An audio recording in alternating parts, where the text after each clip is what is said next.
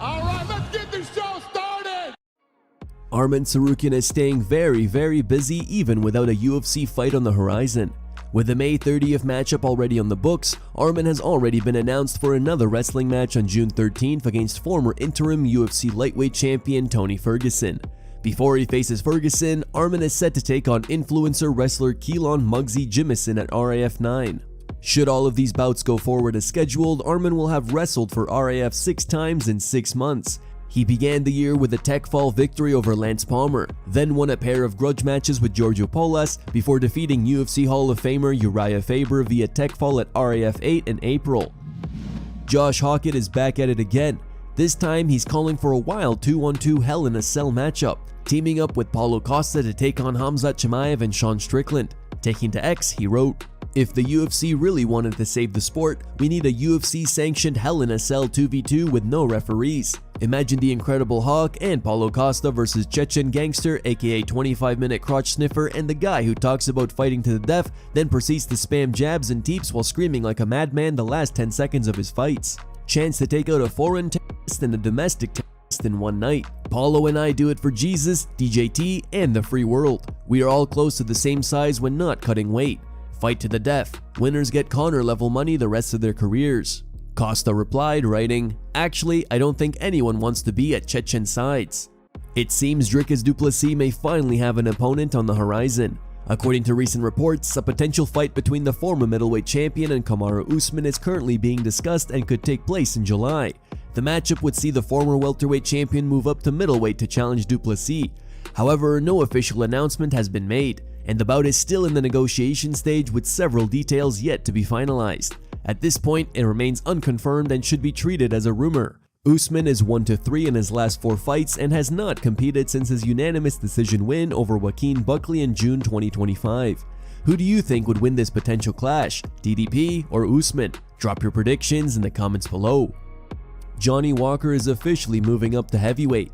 Walker's most recent outing against former title challenger Dominic Reyes at UFC 327 wasn't well received by the fans earlier this month.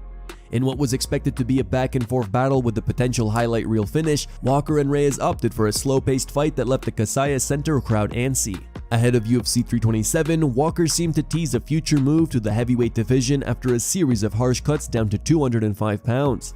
After this latest light heavyweight setback at UFC 327, Walker is reportedly set to make the jump and face off with Ante Delija at UFC Belgrade on August 1st inside Belgrade Arena in Belgrade, Serbia. Both fighters have verbally agreed to the matchup, though contracts have not yet been issued. Delija made an immediate impact in his UFC debut, knocking out top 15 contender Marcin Tybura in under 2 minutes at UFC Paris in September 2025 to break into the rankings.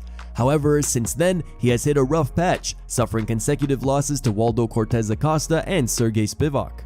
Before joining the UFC, Delija was a PFL champion, going 8-3 in the promotion.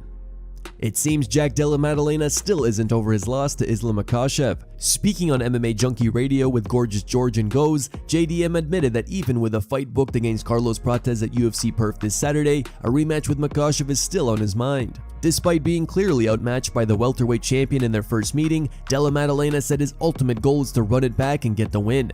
He believes a victory over Prates could put him in a position for that rematch. It turns out Paddy Pimblett has built a massive following in South Korea. In a recent YouTube vlog, retired UFC welterweight Dong Hyun Kim paid Pimblett a visit, with the two even getting in a few sparring rounds together. Speaking afterward, Kim revealed that Pimblett is extremely popular in South Korea, highlighting the growing global reach of the Liverpool-born fighter. We've got some guests in today. Dong Hyun Kim, former UFC welterweight. UFC for years as well. I remember watching when I was growing up, so it's mad to have him in the gym watching us. There are loads of fans in Korea for Paddy, yeah. Very famous, very famous. Very famous, yeah. Very famous. 그리고 한국에서는 지금 UFC 인기가 엄청 많고 더 많아지고 있어요. Yeah, the UFC is getting really popular in Korea, so everyone's watching Paddy and everyone in the UFC at the moment. Some good rounds in there. It's nice to do some rounds with a legend like Dong Hyun Kim.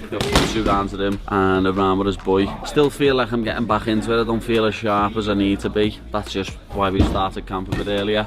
Carlos Prates has successfully made weight ahead of his clash with Jack Della Maddalena this Saturday. The welterweight contender hit the 170-pound limit with no issues and shared a video on social media showing himself stepping on the scales and celebrating afterward.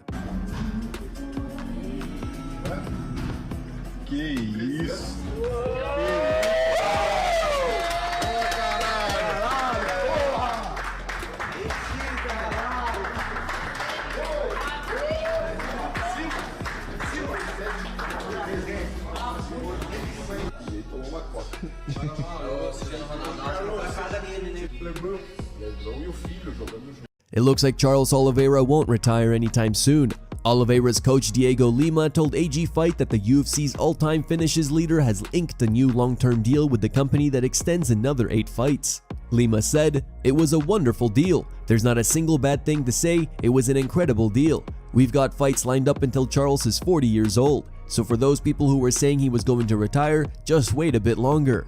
At 36, Oliveira is seemingly still at the height of his career. He fell short of regaining the 155-pound title with a first-round knockout loss to Ilia Topuria in July 2025, but has since bounced back with a submission of Mateusz Gamrot and a dominant decision over Max Holloway in March to claim the BMF strap. He will reach 45 octagon appearances if he completes his new contract.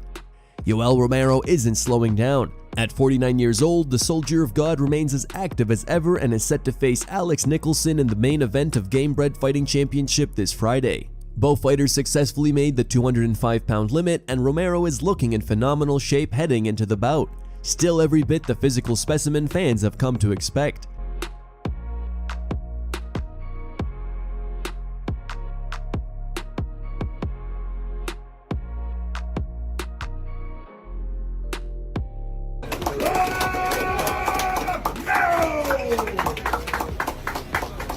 Yoel went in at 204.8 pounds and brings a record of 16-7 into the cage.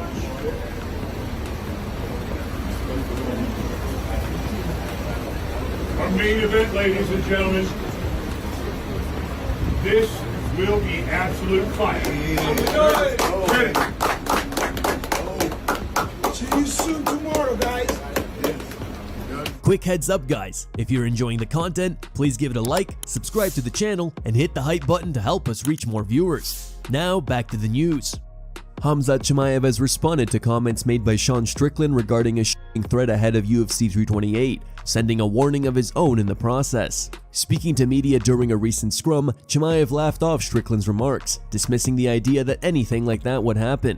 He pointed to his strong fan base in New Jersey and suggested Strickland would not be able to act on those comments without serious consequences, implying the situation would escalate badly if it ever came to that. Strickland fired back, tweeting, "This is why you are a coward. We will jump you, my Muslim friends will jump you. You might live in America, but you have no idea what it's like to be an American or a man. If I ever said I'll jump you, I wouldn't be able to look myself in the mirror. Coward." Fans aren't exactly rushing to grab seats for UFC 328. The event is scheduled for next weekend at the Prudential Center, Newark, New Jersey, headlined by Khamzat Chimaev vs. Sean Strickland for the middleweight title in a 5-round main event. In the co-main event, Joshua Van is set to defend his title for the first time against Tatsuro Taira. Despite the high-profile matchups, ticket sales appear to be lagging. With just a week to go, a significant number of seats remain available at the Prudential Center's 18,000 capacity arena. Prices start at $386.05, and roughly 30 to 40% of tickets are still unsold. The slowdown in live attendance doesn't appear to be limited to this event. The upcoming Rousey vs. Carano card on May 16th at the Intuit Dome in Los Angeles is also reportedly facing similar challenges, despite featuring a stacked lineup including Ronda Rousey, Francis Ngannou, Nate Diaz, and Junior Dos Santos. That event is still 2 weeks away, and ticket sales are expected to improve as Fight Week approaches. Here are the top 3 memes found on the internet. Number 3 meme was posted by Manny19XX. Number 2 meme was posted by IG Yusuf X. And number 1 meme was posted by Entire Produce.